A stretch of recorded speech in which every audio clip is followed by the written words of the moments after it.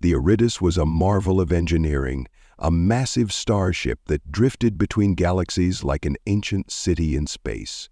Its gleaming silver exterior reflected the stars like a vast living mirror, and within its halls, students from across the galaxy came to learn the skills of leadership, combat, diplomacy, and survival. The Academy had been established by a coalition of the most powerful and diverse species in the galaxy, and it was renowned for its rigorous curriculum, producing warriors and leaders who were unrivaled in their fields.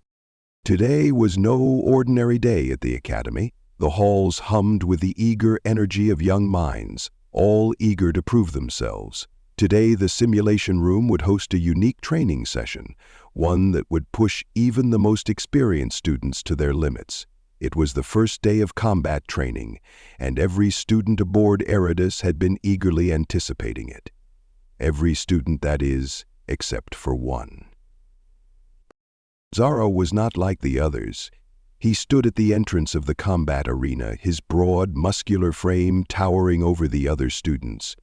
His body was a testament to the harshness of his home planet, a place so dangerous that even the environment seemed to conspire against life. It was a planet where survival was a daily battle, where the very air was toxic, the ground volatile, and the animals savage. Zaro was a Deathworlder. His species had evolved to thrive in an environment where few could even hope to survive, let alone flourish. His skin was a deep metallic bronze, scarred from countless battles against the predators of his world. His eyes, dark and piercing, never seemed to blink, as if they were constantly scanning for danger. His frame was built for speed and power, muscles that rippled under the surface, designed for both endurance and devastating strength. The other students regarded him with a mixture of awe and fear. They had heard the stories of Deathworlders, but they couldn't quite believe them until they saw Zaro in person. Professor Likar, the instructor for the day's training session, was a Vixuan, a species known for their grace and intelligence. He was tall, with 4 arms and a thin, elongated body that exuded an air of elegance. His pale blue skin contrasted sharply with the vibrant green markings on his face. His 6 eyes blinked in perfect unison, taking in the students as they filed into the training room. Likar was the most seasoned instructor at Eurydice, and he had seen countless students pass through the academy, each with their own unique skills and abilities. But none, he had to admit, seemed quite as intimidating as Zaro. The students gathered in the center of the room, their armor gleaming, their weapons ready. The room was a high-tech combat simulation arena, an environment designed to mimic a variety of hostile scenarios, from desert planets to dense jungles, from Arctic tundras to crumbling ruins. The simulation could recreate any environment the instructor desired.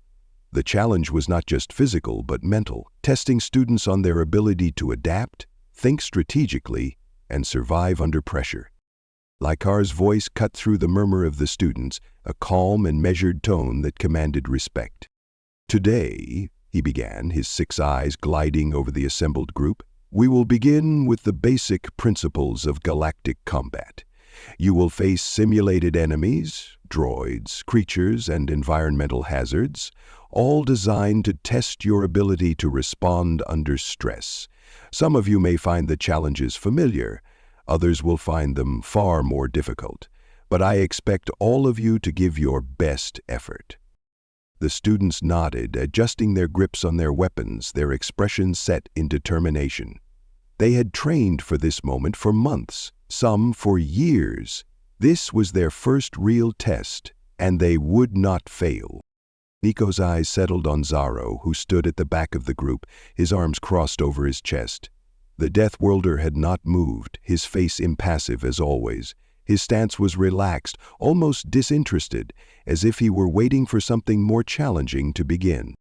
"Zaro," Likar said, his tone sharp, "I trust you are ready for the exercise?" Zaro's lips curled into a half-smile, though it was not a smile of amusement. His voice when he spoke was low and deliberate. "This is not combat." Likar's eyes narrowed. "What do you mean by that?" Zaro's gaze swept across the room, his dark eyes scanning the other students with casual disinterest. "This is a warm-up, a mild exercise at best. You are the direct experimenter." A stunned silence filled the room. The other students exchanged bewildered glances, unsure of how to react. A few shifted uneasily on their feet, while others narrowed their eyes, trying to gauge whether Zorro was serious or simply trying to provoke them. Lykar, too, stood frozen for a moment, taken aback by the audacity of the statement. "This exercise," Zorro continued, his voice unwavering, "is nothing compared to what I've faced." Lykar took a step forward, his many limbs moving in unison as he approached Zero. "You may have faced challenges on your planet, Zero, but here we are testing your ability to adapt to a variety of combat scenarios.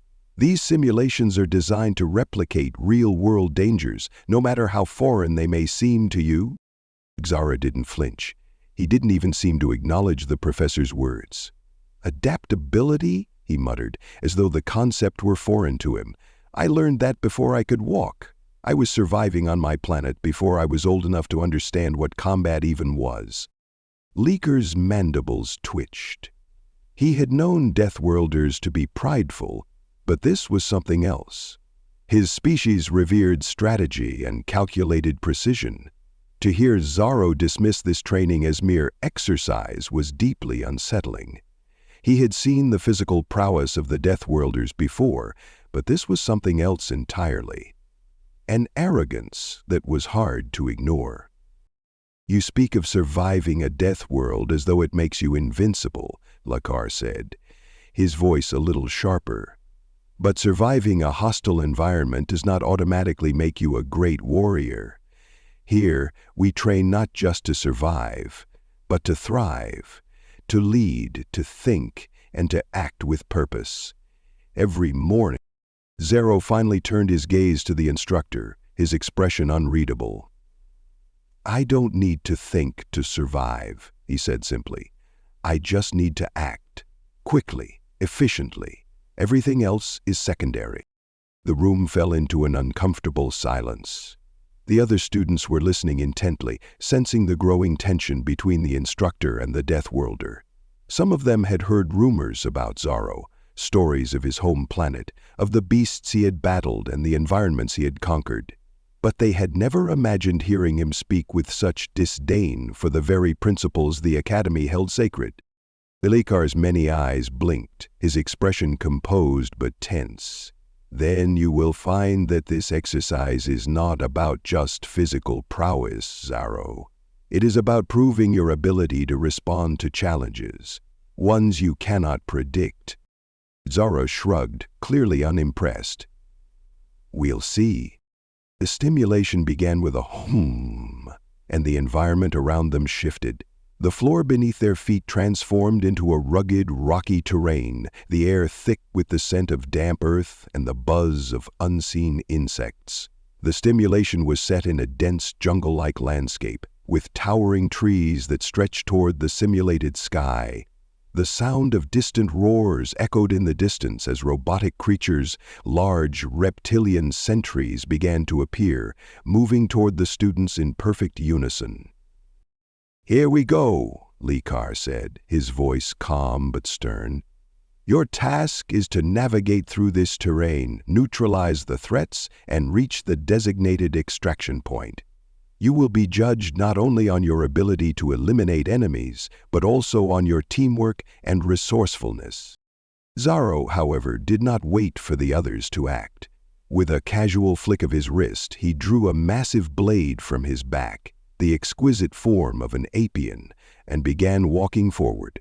The other students hesitated for a moment, unsure of what to do.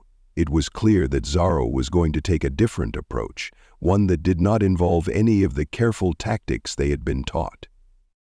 The first sentry appeared, its massive body stomping toward Zorro with surprising speed. The creature was armored, its skin thick and reptilian, its eyes glowing with a menacing red light. The students looked on as Zorro casually stepped forward, his movements slow and deliberate. Without even breaking a sweat, he swung his blade in a smooth arc, and the sentry's head was cleaved from its body with one swift motion. The robotic head hit the ground with a dull thud, and the sentry crumpled, its body collapsing like a rag doll. The other students were stunned. Zaro hadn't even flinched as the sentry charged at him. His strike had been effortless, as though he were dispatching a mere nuisance. And yet, Zaro was far from done. As the next sentry appeared, he simply raised his blade again and struck. 1, 2, 3.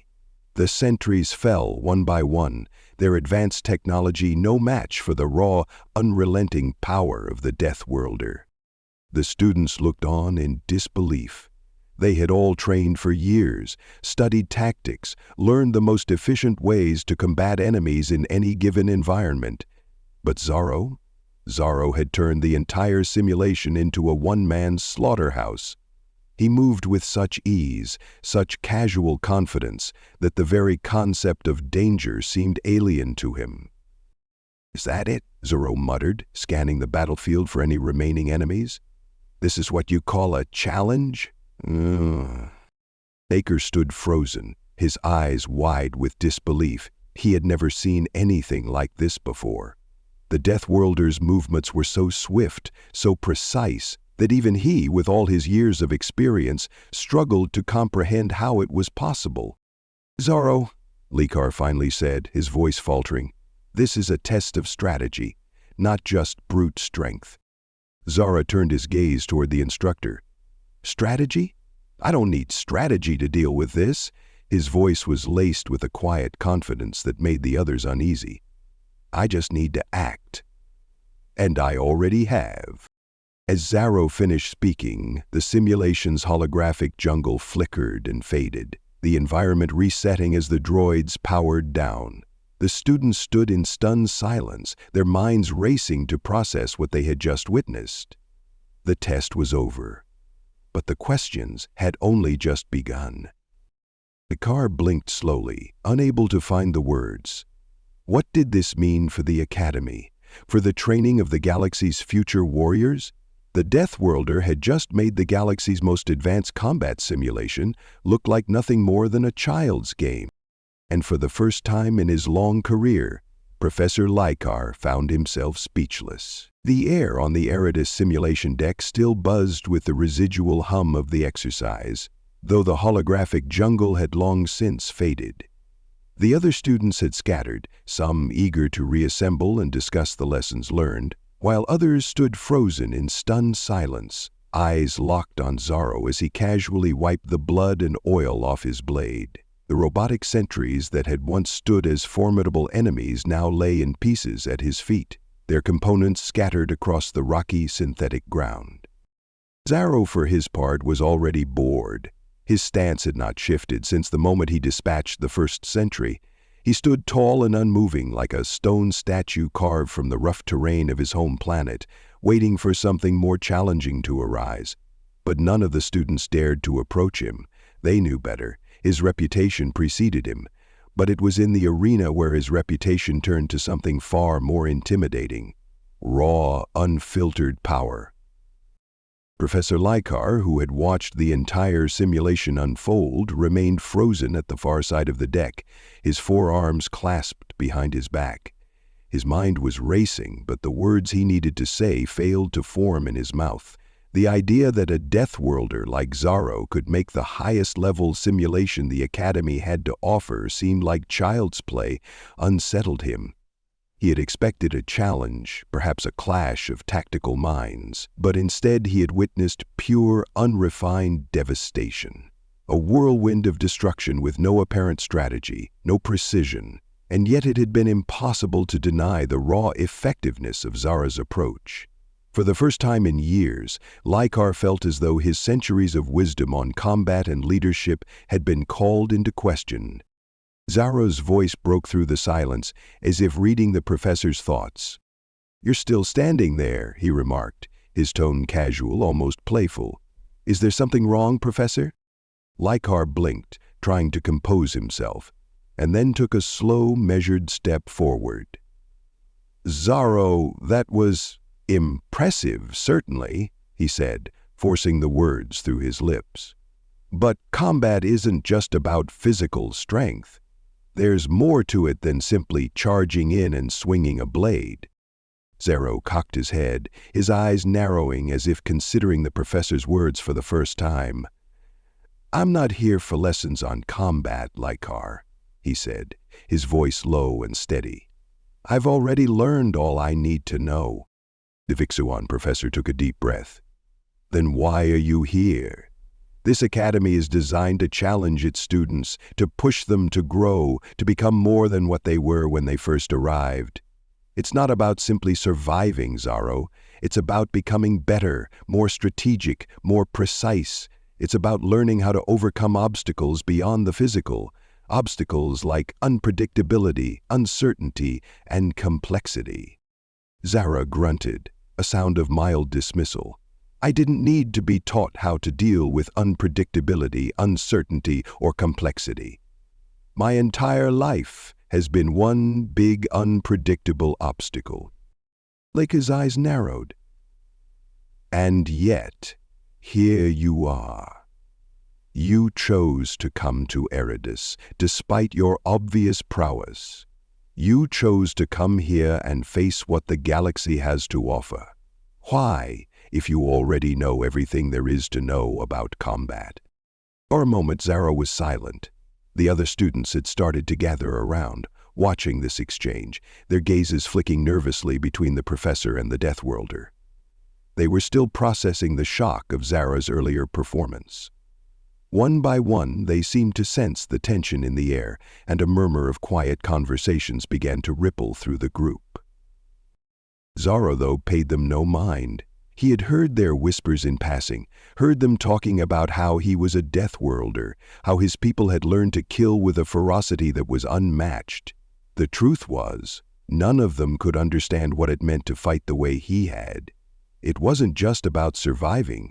On his planet, every day was an exercise in endurance. There was no such thing as a training simulation when survival itself was the only test. Finally, he answered Lykar, his voice low but firm. "I'm here because I want to see what the galaxy has to offer. I want to see if it's as tough as the stories say, or if it's all just smoke and mirrors.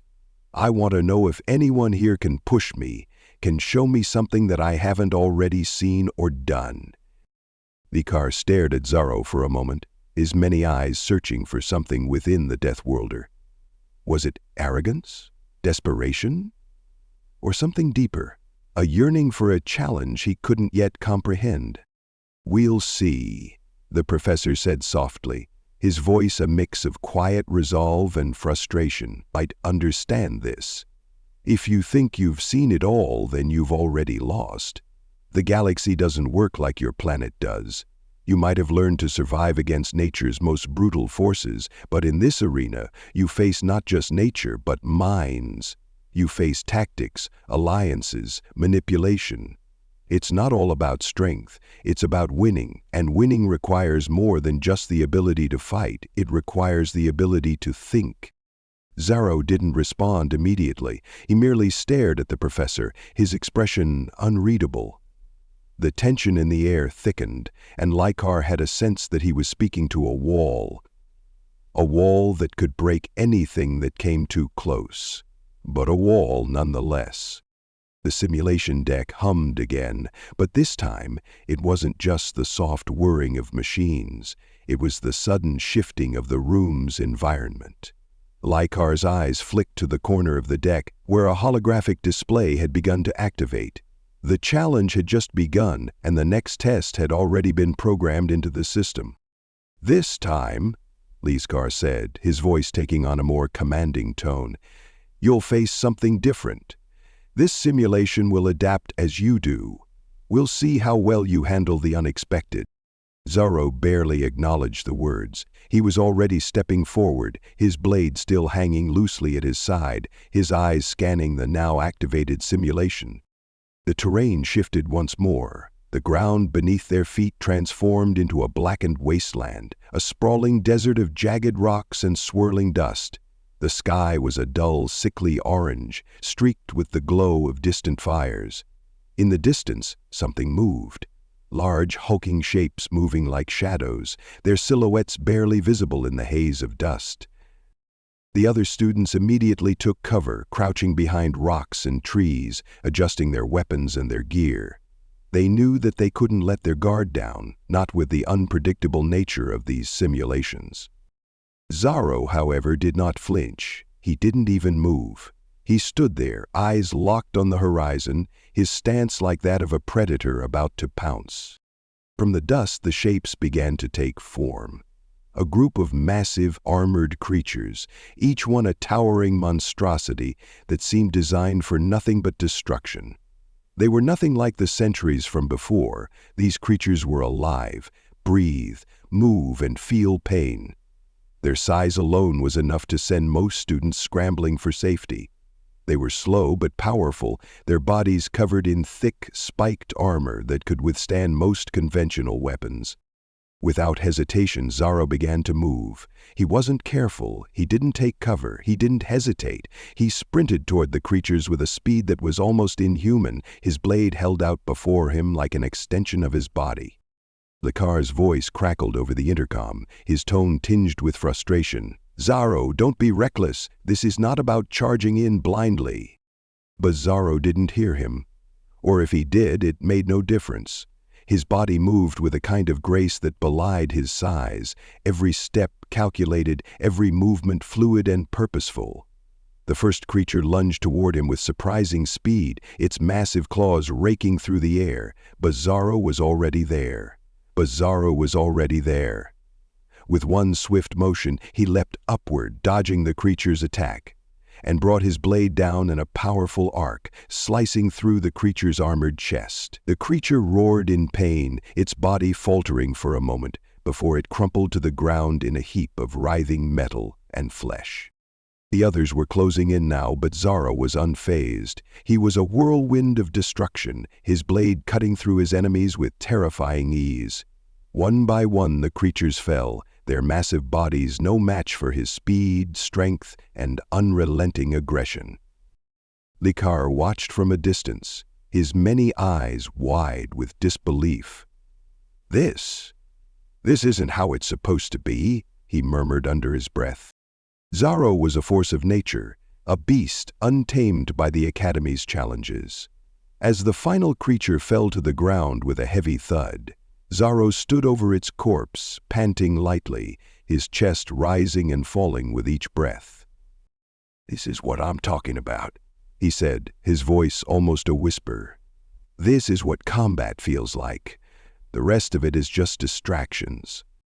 Likar swallowed, trying to make sense of what had just happened. It was clear that Zorro's raw power, his instinctual approach to combat, had overwhelmed everything the simulation had thrown at him. But there was something more. Zorro had not been fighting for victory or even survival. He had been fighting for the thrill of the challenge itself. "Your approach," Likar said finally, his voice tinged with both awe and frustration, "is reckless. It's too raw. You've won, but you've learned nothing. You've gained no insight into how to outsmart your enemies, how to manage your resources, how to survive a real war. You've simply eliminated what was in front of you." Zorro turned toward the professor, his eyes dark and unfathomable. "Then teach me something worth learning, Professor, because so far, I'm still waiting." The next day aboard Eritis began like any other for the students. The Academy's corridors buzzed with the sounds of training sessions, practice drills, and the faint hum of equipment. But there was an unspoken tension hanging in the air. The events of yesterday's simulation still weighed heavily on the minds of everyone who had witnessed them. Zorro, the Deathworlder, had left a profound impact on the Academy's students, instructors, and even the ship itself. Some students had never seen a warrior fight so effortlessly. Others had been unsettled by his disregard for strategy or his sheer disinterest in the philosophy of combat. But most couldn't deny the undeniable truth. Zorro was different. He was a force unlike anything they had ever encountered, a living weapon forged by the raw brutality of his homeworld. Zaro himself remained unfazed by the reactions of his peers. For him, the events of yesterday were a mere exercise in familiarity. The creatures, the environment, the challenges, they were all nothing more than distractions, obstacles he had learned to obliterate since his earliest years. He had faced worse in the craggy, hostile landscapes of his planet, and nothing aboard Eridus had come close to that level of danger. Yet, despite his aloofness, Zaro couldn't help but wonder, was there something more here? Something deeper than the physical? He had come to this academy to prove something to himself, and perhaps to find a new challenge, but so far he had been unimpressed. What was the point of learning how to fight in a simulated environment if there were no real stakes, no real danger? He wasn't sure what he was expecting, but today he felt a gnawing curiosity. He couldn't explain it, but it was as though something had shifted in the air. Perhaps it was the whispers of the other students, the way they had looked at him with both awe and fear. Or perhaps it was the challenge that had yet to emerge. He didn't know, but he had learned a long time ago that a Deathworlder didn't wait for opportunity. Opportunity came when it was taken. Professor Lakar had made it clear that there was more to combat than brute strength. It was a lesson Zaro had already dismissed, but he wasn't entirely closed to the idea. It was possible that there was something in Lakar's teachings that could make him stronger. Maybe not physically, but mentally. Maybe strategy could add an edge to his already honed skills. Or maybe it was just another waste of time. That Zaro knew one thing for sure: he wouldn't find out by sitting idle. That afternoon, the students of Eridus were once again gathered in the training hall. The atmosphere was electric with anticipation, though it was tinged with an undercurrent of uncertainty. Today's exercise was supposed to be a cooperative mission, something to test their ability to work together. The Academy's leadership had deemed this the next logical step after the combat simulation. The students would face an environment full of hazards, where their ability to communicate, cooperate, and overcome would be the key to success. In theory, it was designed to be a challenge for everyone. Zral had been relatively silent on the matter. The idea of cooperation was foreign to him. Growing up on a death world, he had learned that the only person you could rely on was yourself. Others were either tools to be used or obstacles to be overcome. Trust had no place in his world. And yet there was something about the idea of facing this challenge that intrigued him. He didn't know why, but it felt like the first true test he had encountered in weeks. Lakar's voice cut through the silence as the students assembled in the hall. His 6 eyes flicked over them, calculating, weighing. The professor had a way of making even the most mundane exercises feel momentous, and today was no different. He looked at each of them, his expression unreadable. "Today we will test your ability to cooperate under pressure," Lakar began. "You will be faced with an environment full of hazards and threats, and you must work together to survive and complete the mission. This will require more than just individual prowess. It will require communication, trust, and coordination. Fail to work together, and failure will be inevitable." Zaro stood at the back of the group, his arms crossed, his eyes scanning the faces of the other students. He knew what they were thinking. They were worried. They were uncertain. It wasn't hard to spot the tension in their eyes, the way they avoided eye contact, the way they fidgeted. None of them had faced the real kind of pressure that Zaro had. None of them had experienced what it was like to live and die by their instincts. One, Verna, the simulation room powered up, and the environment began to materialize before them. The floor beneath their feet became soft, wet mud, the air thick with the smell of dampness and rot. Massive trees loomed overhead, their gnarled roots spreading like fingers across the ground. The sky above was a heavy, overcast gray, and the distant sound of rushing water could be heard. "This," Lakar said, his voice steady and calm, "is a jungle, but not just any jungle. This one is alive, and not in the way you might think. The plants here are toxic, the creatures are vicious, and the very ground beneath your feet will try to swallow you whole. Your objective is simple: reach the extraction point in the far corner of the simulation area. But you must work together. You will face challenges. Physical, mental, and emotional trigger pyrotechnique, and you will be judged on how well you collaborate as a team. Zaro didn't respond. He didn't need to. His mind was already calculating, already assessing the situation. He could feel the subtle weight of the others around him, their nervousness, their uncertainty. But for Zaro, the challenges that awaited them were already familiar. Dangerous terrain, poisonous plants, bloodthirsty animals. He had faced all of it before, countless times. The only real challenge would be the others. How would they behave? Would they panic? Would they freeze? Or would they learn to trust each other? The exercise began. Immediately, the students fanned out, each taking different paths through the thick underbrush, each trying to stay out of the way of the others.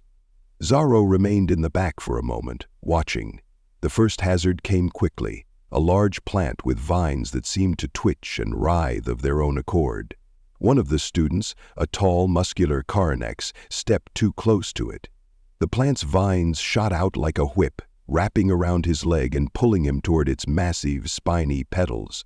The Coronex struggled, trying to free himself, but the plant's grip only tightened. The others hesitated, unsure of how to respond. It was clear that the Coronex was in trouble, but the hesitation was palpable. Zaro, however, didn't hesitate. He leapt forward, unsheathing his blade as he ran, and within seconds he severed the vines, cutting the plant down before it could pull the Coronex further into its deadly grip. The Coronex gasped, pulling himself free as the plant lay still, its vines twitching in their final death throes. "Thanks," the Coronex muttered, still winded from the close call. Zaro didn't acknowledge the thanks. He just turned and continued forward, his eyes scanning the environment for the next threat. The other students moved to follow, but this time there was something different in the air. There was a slight change in their pace, less fear, more focus. Perhaps Zaro's actions had given them confidence, or perhaps they were starting to understand the importance of moving quickly, decisively. But the challenges were not so easily overcome. As they ventured deeper into the jungle, the terrain grew more treacherous. Massive insects, bugs, the size of small animals, began to swarm from the underbrush, their pincers snapping at the students.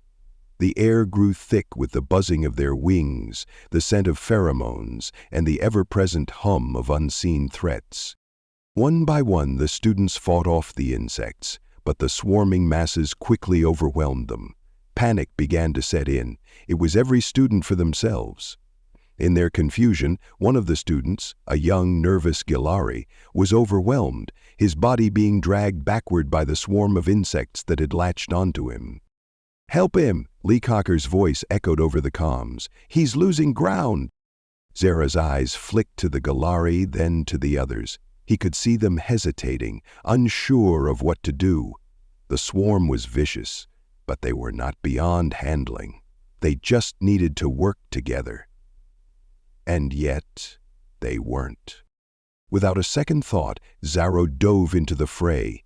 He moved with the deadly grace of a predator, cutting through the swarming mass with his blade, slashing through insects as if they were nothing more than paper. The others followed, though more out of necessity than willingness. Together they cleared a path, and the Gilari was pulled free from the insect's grasp. Panting heavily, Zaro stood back and watched. The others were exhausted, their bodies battered and bruised from the encounter, but Zaro? He was already assessing the next move, his breath steady as ever. This had been more challenging than the previous day's combat simulation, but it wasn't enough. Not yet. Bikar's voice broke through the comms once more. "That was a lesson in cooperation. You've made progress, but it's not over yet. The final challenge awaits you." Zaro glanced toward the horizon, his eyes narrowing. He was ready for whatever came next. Whatever it was, he would face it, and he would emerge victorious, because in his mind, There was no other option.